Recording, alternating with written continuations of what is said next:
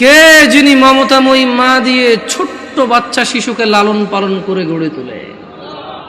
কে যিনি জান্নাতের মালিক?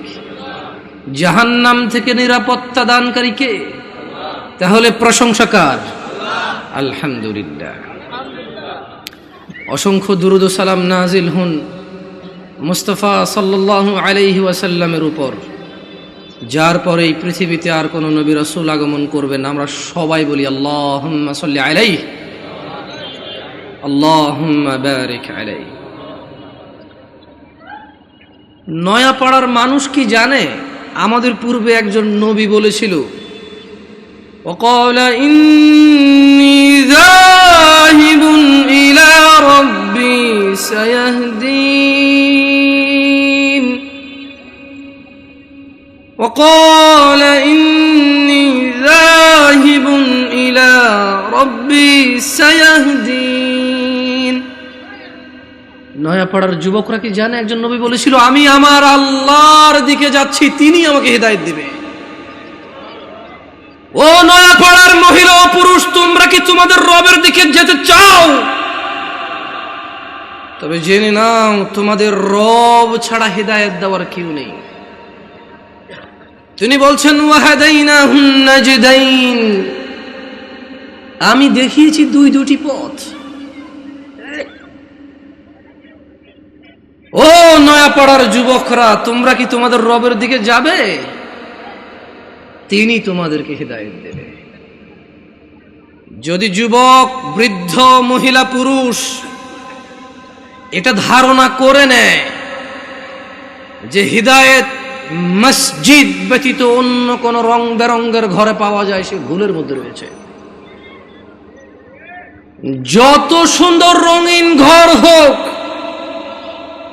যত বড় বুজুর্গ বসে থাকুক, হিদায়াত আল্লাহর ঘরে এবং ইমামের পিছনে রয়েছে। ওই ইমাম, যে ইমাম কোরআন ও সহিহ সুন্নাহর আলোকে তার মুসল্লিদেরকে পথ ও মত নির্দেশ দেয়। সময় থাকতে ফিরে আসো নয়াপাড়ার মানুষ। ওয়াল্লাহি, তোমার গুলশানের বাড়ি, গাজীপুর সদরের ওই ফ্ল্যাট আর ফ্ল্যাট, তোমার এই নয়াপাড়া গ্রামের 20 বিঘা সম্পদ, অথবা তুমি সে যার এগুলোর কোনো কিছুই নেই। তোমাকে বলে রাখি, তোমার রব কি দিয়েছে তোমাকে? তিনি তোমাকে নিঃশ্বাস দিয়েছে, যার বদৌলতে তুমি এখনো পৃথিবীতে টিকে আছো। যদি তোমার রব তোমার থেকে এই নিঃশ্বাসটুকু ছিনে নেয়, তোমার শরীরটা 24 ঘন্টার ভিতরে ঘৃণিত হয়ে যাবে। কেউ সোজা মুখে তাকাবে না, নাকে কাপড় দিয়ে তোমার দিকে তাকাবে। নয়াপাড়ার রিক্সার ড্রাইভার, ফসলি জমিনের শ্রমিক, গার্মেন্টসে কাজ করা বোনেরা আমার, অথবা গার্মেন্টসে কাজ করা ভাইয়েরা আমার, যাদের ঘরে ফ্রিজ নেই, টিভি নেই, সোফা, আলমারি, খাট কোনো কিছু নেই, যাদের ঘরে কিছুই নেই, তাদের বলতে চাই, তোমার নাক থেকে নিঃশ্বাসটুকু চলে গেলে ওই স্বর্ণের খাট পালং তুমি অনুভব করতে পারবে না। তোমার পূর্বে এই পৃথিবীর কেউ নিঃশ্বাস যাওয়ার পরে তার আধিপত্যের অনুভব করতে পারেনি, তুমিও পারবে না। জেনে রাখো নয়াপাড়ার দরিদ্র ও ধনীরা, তোমরা তোমাদের রবের দিকে আসো। যেখানে একজন নবী বলে, ওয়াকালা ইন্নী যাহিবুন ইলা রাব্বি সায়াহদিন, আমি আমার রবের দিকে চললাম, তিনি আমাকে অবশ্যই হিদায়াত দেবেন। তোমরা রবের দিকে যাবে তো ইনশাআল্লাহ। সময় থাকতে ফিরে আসো নয়াপাড়ার মানুষ। নয়াপাড়ার মানুষ নিজেকে মুসলিম মুখে বললে চলবে না, মুসলিম পরিচয় দিতে হবে।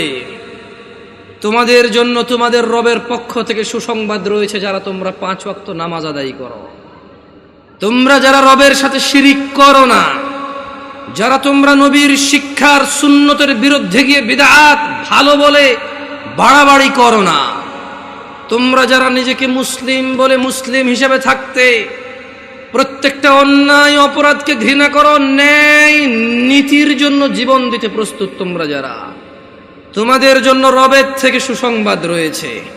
নয়াপাড়ার মানুষ তোমাদের রব পুরো পৃথিবীর মানুষের জন্য বলছে, ইন্নাল্লাযীনা ক্বালু রাব্বুনাল্লাহ, নিশ্চয়ই যারা বলে আমাদের রব আল্লাহ, সুম্মা ইসতাকামু, অতঃপর ওই কথার উপরে দৃঢ় অটল থাকে, তাতানাজ্জালু আলাইহিমুল মালাইকা,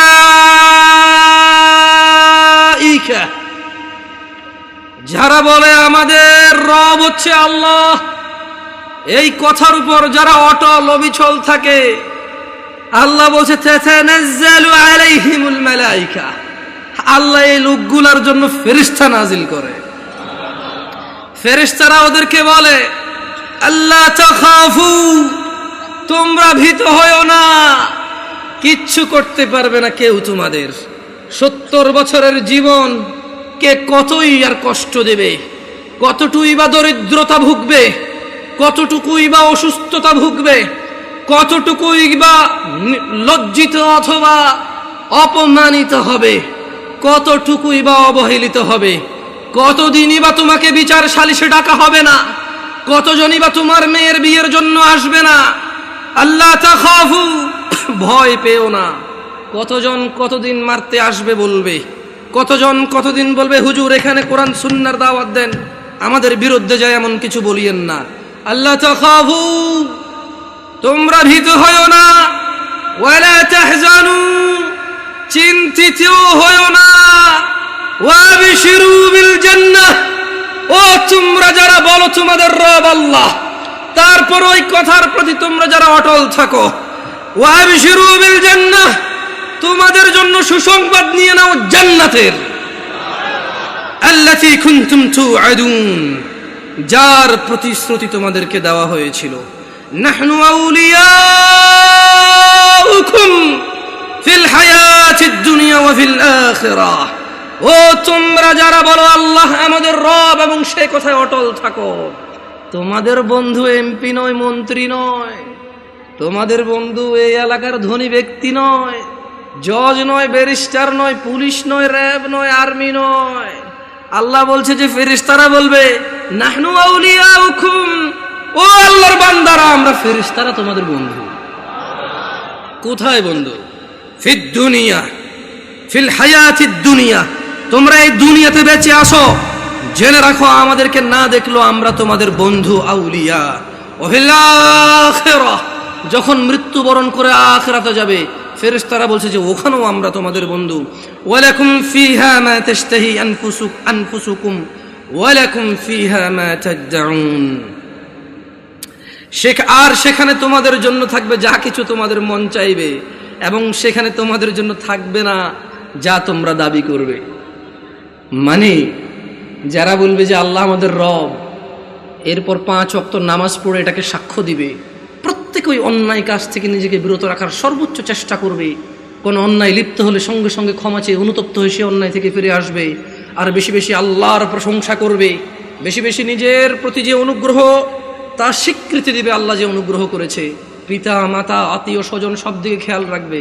ফেরেশতারা বলছে তোমাদের বন্ধু আমরা দুনিয়াতে, আখিরাতে ওখানে থাকবে তোমাদের যা কিছু মন চায়, আর যেটা যেটা তোমাদের থাকতে ইচ্ছে নেই সেটা সেটা রাখা হবে না ওখানে। মানে তোমারা মর্জি यार, जो तुम कहो वो होंगे, তোমার ইচ্ছা ইচ্ছা ওখানে, तुम क्या चाहते हो, কি লাগবে তোমার সেটাই রাখা হবে, কি লাগবে না তোমার সেটা রাখা হবে না। সুবহানাল্লাহ। নুজুলাম মিন গফুরির রহিম, এটা ক্ষমাশীল পরম দয়ালু আল্লাহর পক্ষ থেকে আপ্যায়ন। মানে একজন মানুষ জান্নাতে গেলে তার যা মন চাইবে তাই সে পাবে, আর যা মন চাইবে না তা ওখানে উপস্থিতি থাকবে না। এটা নাকি আল্লাহর পক্ষ থেকে আপ্যায়ন। সুবহানাল্লাহ, আল্লাহু আকবার। তোমরা কি জানতে চাও পৃথিবীর সবচেয়ে ভালো কথা কোনটি? পৃথিবীর উত্তম কথা কি জানতে চাও? তবে শোনো, তোমাদের রব বলছে, নয়াপাড়ার মানুষ, ومن أحسن قولا ممن دعا إلى الله وعمل صالحا وقال إنني من المسلمين। আর তার চেয়ে কার কথা উত্তম যে মানুষকে আল্লাহর দিকে ডাকে এবং নিজে সৎকর্ম করে। وقال إنني من المسلمين, আর সে বলে আমি মুসলমানের অন্তর্ভুক্ত। আমরা কি মুসলমান? আমরা মুসলমান? আলহামদুলিল্লাহ, আলহামদুলিল্লাহ। হ্যাঁ, আমরা মুসলমান যদি ফজরের নামাজ না পড়ে মুসলমান থাকা যায় তখন। আমরা মুসলমান যদি শুক্রবারে 8 দিনে 2 রাকাত নামাজ পড়ে থাকা যায় তাহলে আমরা মুসলমান। দিনে 17 রাকাত, সপ্তাহে 5-7 35 ওয়াক্ত পড়ে যদি মুসলিম হতে হয়, আমরা ওই মুসলমান না। ও ইসলাম অনেক কঠিন। একটু বাচ্চা কাচ্চাগুলোকে যদি একটু শান্ত হতে বলা যায়, তবে কেউ ধমক দেওয়ার দরকার না ওদেরকে। ছোট ভাই শোনো, তোমরা, হ্যালো ছোট ভাই, তোমাদেরকে বলছি, এই ছোট ভাই, তোমরা এইভাবে চিল্লাচিল্লি করিও না, কেমন? তোমরা খেলাধুলা করো, সমস্যা নেই। একটু ওই যে অবশ্য তোমাদের জন্য এই দাওয়াত কতটুকু কাজে আসবে, তোমাদের মুরব্বীদেরই তো কাজে আসবে বলে মনে হয় না। তোমরা তো এখনো কথাই বোঝো না, ছোট মানুষ, 8-10 বছর বয়স। তোমাদের উপর এখনো নামাজও ফরজ হয়নি, তোমাদেরকে কি নসিহত করবো বলো? 60 বছরের মানুষই মসজিদে আসে না। আমি খুব পবিত্র এরকম কি বলতেছি তাহলে? না, বলবে যে উনি তো এমন ভাবে কথা বলতেছে মনে হয় উনি জান্নাতের সার্টিফিকেট নিয়ে আসছেন। না, আমাকে এখানে আপনারা নিয়ে আসছেন কথা বলার জন্য। আর আমার কথা বলার আন্দাজ হচ্ছে যে সামনে যারা আছে তাদেরকে নিয়ে কথা বলবো। এর মানে এই নয় যে আমি এখান থেকে বাইরে আছি, আমি নিজেকে সহযোগ করে কথা বলবো। কেমন? নয়াপাড়ার মানুষ, শুকরিয়া আদায় করো যে তোমরা মুসলমানের ঘরে জন্ম হয়েছ। আলহামদুলিল্লাহ। আজকে এখানে যেই ন্যায় এবং অন্যায়ের বিষয় আলোচনা হবে তা প্রত্যেকটা মানুষের জন্য প্রয়োজনীয়, অত্যন্ত জরুরি। কিন্তু তোমরা মুসলিমের ঘরে হওয়ার কারণে চিন্তা করেছো আমরা মুসলমান ওয়াজে যাব, যে অন্য কোনো ধর্মের কারো ঘরে হয়েছে সেখানে আজকে আসেনি। তোমরা শুকরিয়া আদায় করো যে তোমরা মুসলিম হয়েছ, তোমাদের এই মন মানসিকতা হয়েছে, এখানে এসেছো। নয়াপাড়ার মানুষ,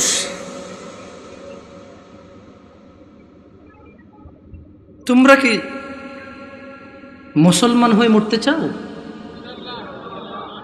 একটা পরামর্শ দিবে, শুনবে? দেখো, আমার এখনো দাড়ি পাকে নাই, আমার জুব্বও বেশি ঢিলে ঢালা না, যেহেতু আমি চিকন চাকন মানুষ, বেশি ঢোলা ঢালা জিব্বা পড়তে হয় নাই। আমার বয়সটাও খুব বেশি, তবে মরার বয়স হয়ে গেছে আলহামদুলিল্লাহ। যেদিন যে জন্ম নেই ওই দিন তার মরার বয়স হয়ে গেছে। মানে যে বাচ্চা এইমাত্র ভূমিষ্ঠ হলো জীবিত, তার মরার বয়স হয়ে গেছে। বুঝছে না? বুঝে নাই?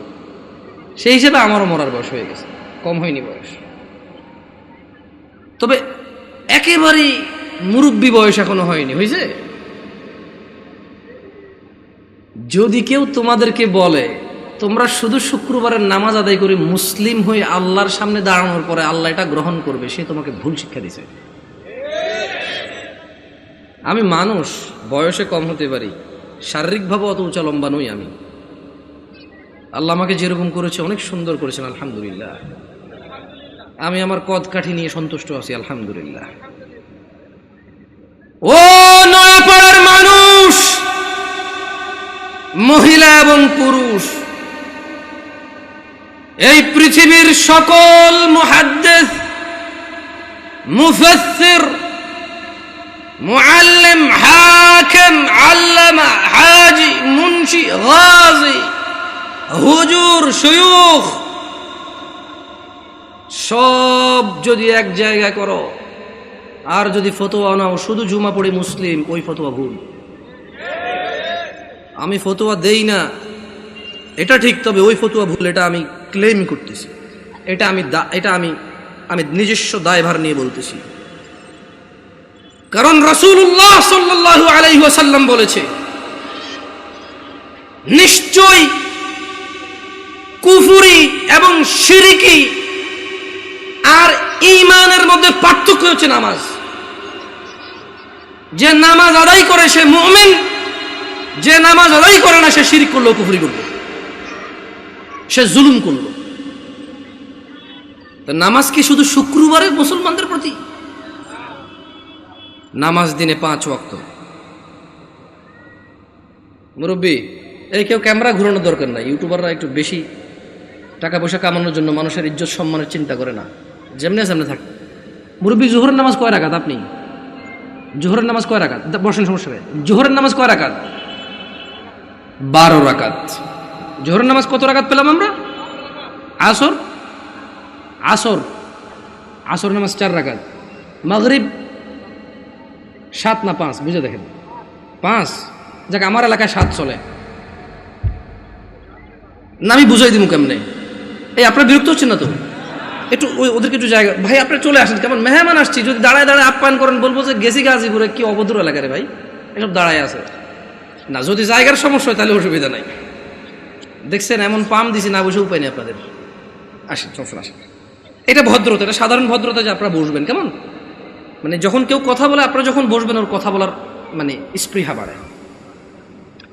আর ঈশান নামাজ কয় রাকাত মুরব্বী? ঈশান নামাজ কয় রাকাত? অসুবিধা নেই, আপনি বলেন, অসুবিধা নেই। এশা এশা এশার নামাজ কয় রাকাত? এশা এশা সালাতুল ঈশা, ঈশার নামাজ কয় রাকাত? আরে আমাদের এদিকে তো 15 চলে, আপনাদের এদিকে কত? 9। দেখছেন, মনে কিছু করেন না। আমি আজকে বক্তব্য দিচ্ছি এখানে আল্লাহর কসম, আমার এই সময় থেকে আমি যে কথাগুলো বলবো আগামী 5 মিনিট, আমি শুধু বেনামাজি করে উদ্দেশ্য করে বলবো। কাকে উদ্দেশ্য করে বলবো? নামাজিরা নিজের উপরে নিয়েন না। আমি এবার আমার এলাকা বলি, কুমিল্লা নাঙ্গলকোট। আমার বাড়ি কোথায়? কুমিল্লা নাঙ্গলকোট। আমার এলাকায় ফজরের নামাজ 4 রাকাত। কয় রাকাত? জোহরের নামাজ 12 রাকাত। কত রাকাত? আসরের নামাজ 8 রাকাত। কত রাকাত? মাগরিব 7 রাকাত। কত রাকাত?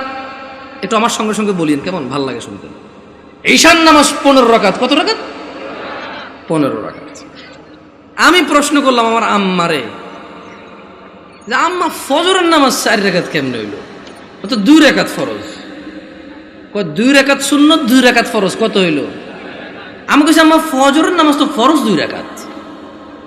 এই ফরজের আগে 2 রাকাত সুন্নত আছে, কিন্তু এটাকে আলাদা করে বলতে হবে। এটাকে কি করে বলতে হবে?